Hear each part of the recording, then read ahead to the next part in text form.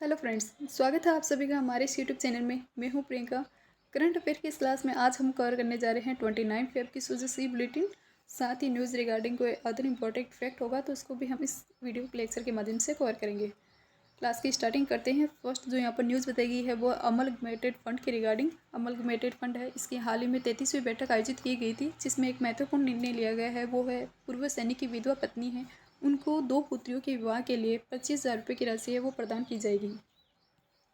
इस news regarding यहाँ पर ये डिटेल जानकारी है वो कवर की गई है।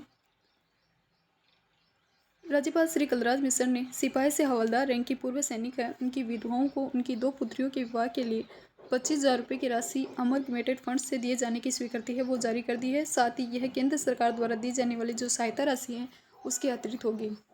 इसी के साथ प्रदेश में जिला और तहसील स्तर पर वार मेमोरियल की स्थापना की जाएगी, जिससे कि लोगों में राष्ट्रभक्ति के भाव है वो संचारित हो सके।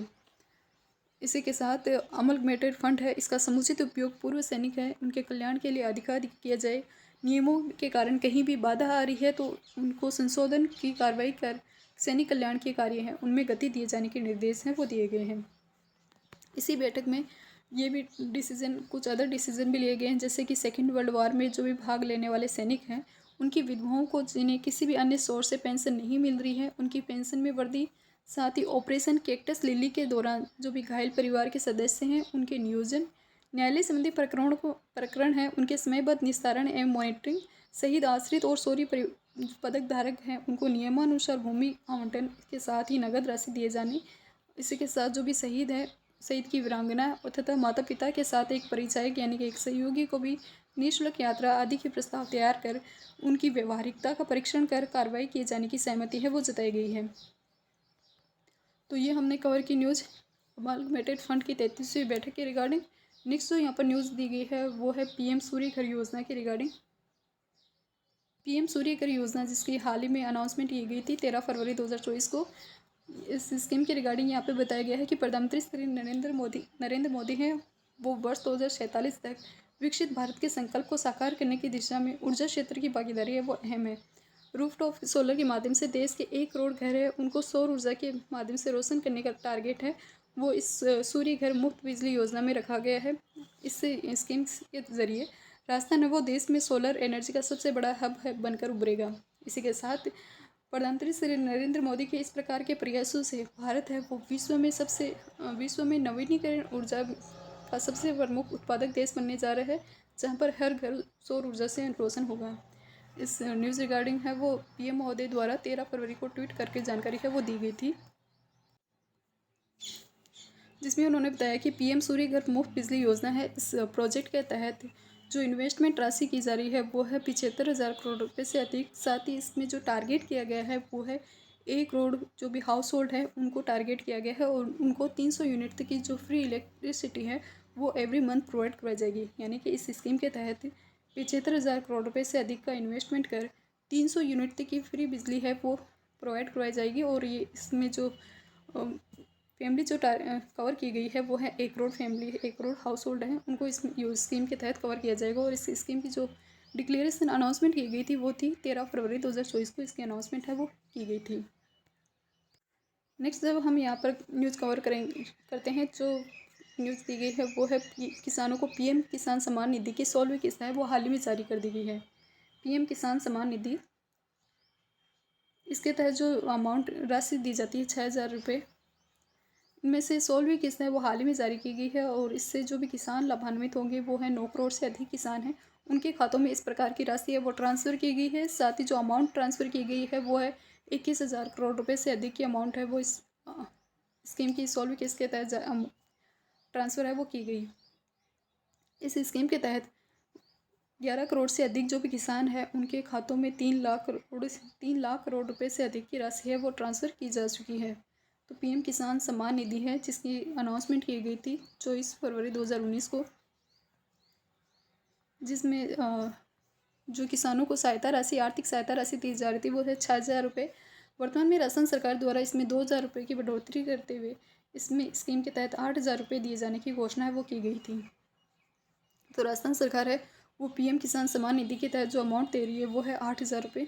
नेक्स्ट जो यहाँ पर न्यूज़ बताई गई है वो है आंगनवाड़ी जो भी कार्यकर्ता और सहायिकाएँ हैं इनमें अब जो भी अविवाहित महिलाएं हैं वो भी पात्र होगी।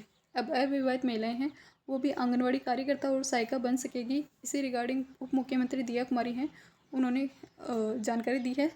उन्होंने बताया कि महिला सशक्तिकरण को आगे बढ़ाने के लिए मुख्यमंत्री श्री भजनलाल शर्मा के नेतृत्व में राजस्थान सरकार है उसके द्वारा इस प्रकार का पहली बार ऐतिहासिक निर्णय लिया गया है, जिसमें सभी महिलाएं इस के तहत पात्र होगी और जो भी चयन शर्त हैं उनमें भी संशोधन किया जाएगा। साथ ही आंगनवाड़ी जो भी कार्यकर्ता और सहायिकाएँ हैं जो भी साथी हैं उनके मानदेय में भी 10% की वृद्धि की स्वीकृति है वो जारी की गई है और ये बढ़ा हुआ मानदेय है वो अप्रैल माह से स्टार्ट कर दिया जाएगा।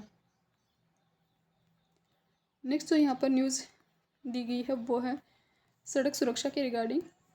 सुरक्षित और सुगम परिवहन के लिए राजस्थान सरकार प्रतिबद्ध है और इसी के साथ 60 से 80 वर्ष की एज के जो भी वरिष्ठ नागरिक हैं उनको रोडवेज बसों के माध्यम से 30 जो छूट मिल रही थी रोडवेज बस के किराए में, वो उस छूट को बढ़ाकर 30% से बढ़ाकर 50% है वो करने की स्वीकृति है वो हाल ही में जारी की गई थी। तो ये जो भी ओल्ड हैं 60 से 80 ईयर्स की जो भी एज ग्रुप के जो भी पर्सन हैं उन वरिष्ठ नागरिकों को रोडवेज बसों के किराए में अब 30 से बढ़ाकर 50% की छूट है वो दी जाएगी। और ये इस के रिगार्डिंग ही यहाँ पर डिटेल जानकारी है वो दी गई है। सड़क सुरक्षा पोर्टल और साथ ही जुर्माने में भी छूट है वो दी जा रही है। तो ये प्रिंट है वो क्लियर कवर है, यहाँ पर नहीं है। नेक्स्ट जो यहाँ पर न्यूज़ बताई गई है वो है देवस्थान विभाग की रिगार्डिंग।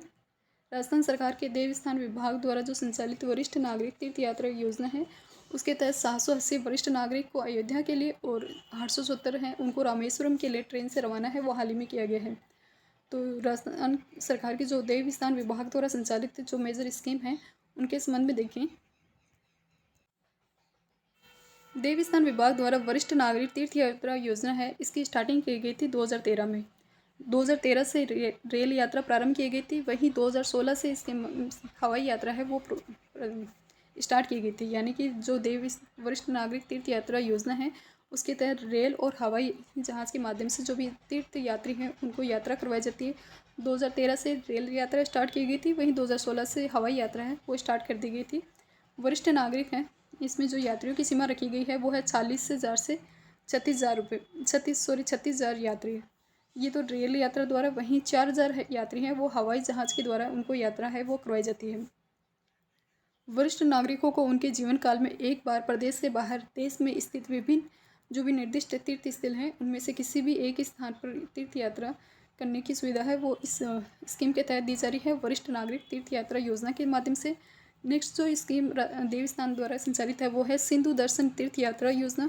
इस स्कीम की स्टार्ट की गई थी, ये 1 अप्रैल 2016 से सिंधु दर्शन तीर्थ यात्रा योजना है वो राजस्थान में स्टार्ट की गई थी और इसमें जो यात्री कवर किए जाते हैं वो 200 यात्री है वो कवर किए जाते हैं।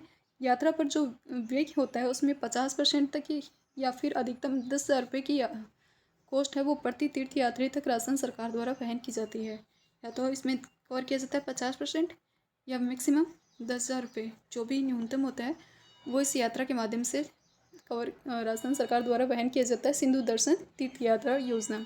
नेक्स्ट जो स्कीम है वो है कैलाश मानसरोवर तीर्थ यात्रा योजना, जिसकी स्टार्टिंग राजस्थान सरकार द्वारा 1 अप्रैल 2011 से की गई थी। कैलाश मानसरोवर तीर्थ यात्रा योजना, इसमें 100 यात्री हैं उनको कैलाश मानसरोवर तीर्थ यात्रा के लिए 1,00,000 रुपये तक की प्रति यात्री की सहायता राशि है वो दी जाती है।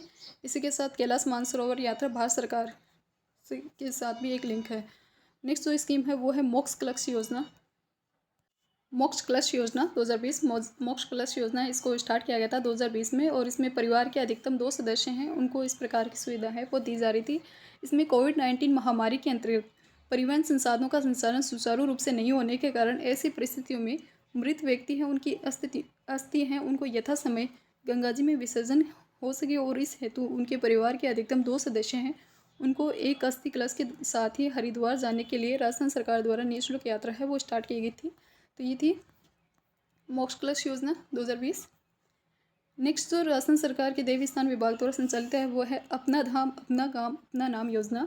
ये राजस्थान के देवस्थान विभाग द्वारा 2008 से स्टार्ट की गई थी। इसमें मंदिरों में जो भी रिक्त पड़ी भूमियाँ हैं, अनुपयोगी जो भी संपदाएँ हैं, उन पर जन सहभागिता से नव निर्माण करवाकर या फिर पुनर्निर्माण करवाकर सामाजिक, धार्मिक और सांस्कृतिक उपयोग में लाने के लायक है वो बनाई जाती है। तो देवस्थान विभाग द्वारा संचालित जो स्कीम है वो है, एक तो है 2008 से स्टार्ट की गई अपना धाम अपना काम अपना नाम योजना, 2020 में स्टार्ट की गई थी मोक्ष कलश योजना, 1 अप्रैल 2011 से संचालित है कैलाश मानसरोवर तीर्थ यात्रा योजना, 1 अप्रैल 2016 से संचालित है सिंधु दर्शन तीर्थ यात्रा योजना। साथ ही 2013 और से रेल के माध्यम से और 2016 से हवाई जहाज़ के माध्यम से वरिष्ठ नागरिक हैं उनको वरिष्ठ नागरिक तीर्थ यात्रा योजना है, उसके तहत जो निर्धारित स्थल हैं उनके तीर्थ स्थल हैं उनमें से एक यात्रा की सुविधा है वो राजस्थान सरकार द्वारा प्रदान की जा रही है। तो आज के वीडियो लेक्चर में हमने ये जो इम्पोर्टेंट न्यूज़ और उनसे रिगार्डिंग कुछ जो अदर इफेक्ट है वो कवर किए हैं। नेक्स्ट वीडियो में हम फिर मिलेंगे, तब तक के लिए बाय, थैंक यू। और अपना और अपने परिवार का ख्याल रखिए। वीडियो पसंद आती है तो प्लीज़ लाइक शेयर ज़रूर करें। थैंक्स।